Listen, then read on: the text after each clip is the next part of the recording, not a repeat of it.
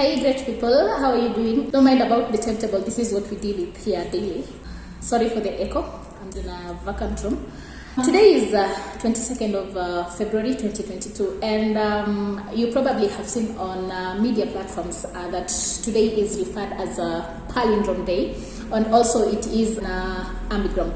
And so I thought because of the fact that it is a palindrome and also an ambigram, then why not have an insight about this for the sake of those people who do not know what a palindrome is or what an ambigram is. So I've told you the reason as to why today, 22nd of February 2022, is considered a palindrome is because it can be read from the left to the right, right to the left, or even upside down. And it's still the same thing. And palindrome can be a word, it can be a phrase, it can be a sequence of characters which read the same backwards and even forward. And examples, if you were to have them, madam is an example of a palindrome. The other one is a word like reska. Here, reska can be read the same way. If you are to read it backwards, then it still is the same word, reska.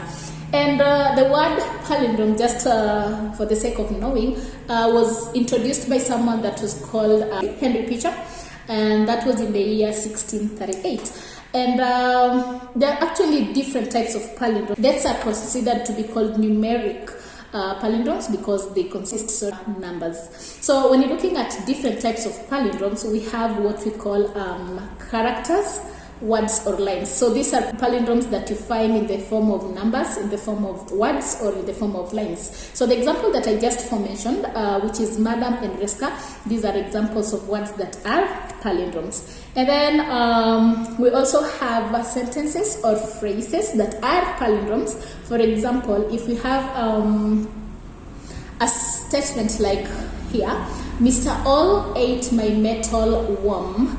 Mr. All ate my metal worm. So the same phrase can be read backwards, meaning that if you are to begin from this side, it will still read the same thing till the very end. So you still have it reading Mr. All ate the metal worm. And the other example is if we have a question like do geese see God? Do geese see God? So this is also another example of a sentence that is palindromic, and it can be read the same way, even backwards. The last example is, was it a car or a cat I saw? Was it a car or a cat that I saw? You can try write it down and you'll realize that you can actually read it the same way, backwards. And something that is important to note is that when you're looking at palindromes, especially in sentences and phrases, normally we assume the punctuation, so you ignore them. So if there are any commas, any full stops or whatever, when you're reading them backwards, you have to ignore them so that they read the same. And then we also have palindromes that are actually names. For example, a name like, is it Hannah or Anna? Whichever, either of those. So if you write Anna or Hannah, I don't know, depends on how you pronounce it. So this word is palindromic, meaning that you can actually read it backwards. The other example is Ava. Ava is a female name that can also be read backwards. We also have another example like Eve and Bob. So the same can be read both backwards and forward. The other type is number like 91,019. 91,019. So the same number can be read even backwards and we still have the same figure. And then we also have 191, it's the same thing, or 313. You can have, these are just examples, so there are so many other palindromic numbers that you can have. And then we also have dates.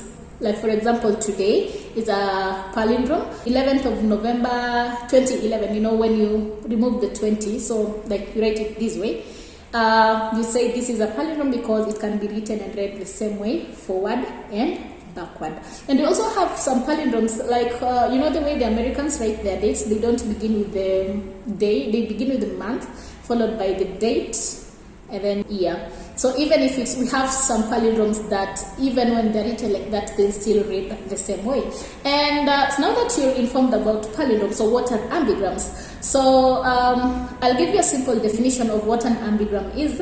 An ambigram is a word or a design that retains meaning when viewed from a different direction or perspective. Well, let this definition not scare you. It's just something normal that we all are used to seeing each and every time in different aspects of our lives. And this word was actually coined, or rather, the person who came about with the name is somebody called Douglas Hofstadter, and he came up with the word in the year 1983.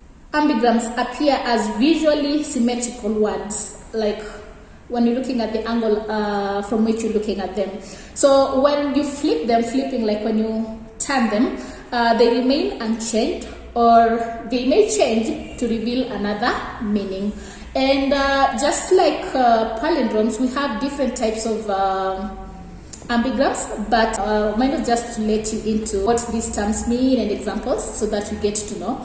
But there are so many other types of ambigrams that you can perhaps read about them online. But the most common ones, we have what we call the 180 rotational ambigrams, and this is an example here. So 180 rotational ambigrams, meaning that you can actually read the same way if it rotates 100 degrees. And then the other one is what we call the mirror ambigrams. So I'm sure we've seen I don't know which example I can give, but when you put a word against a mirror, normally it will reflect back the same word, maybe in another different angle, or you can even read the same way. So that is what we call a mirror ambigram. So there's so many other types that I haven't mentioned, but this is just what I wanted to let you into. So to say the least, that is it on palindromes and ambigrams. So today I'm saying goodbye in my native language, and this is it. Akuj Kidari. Until next time.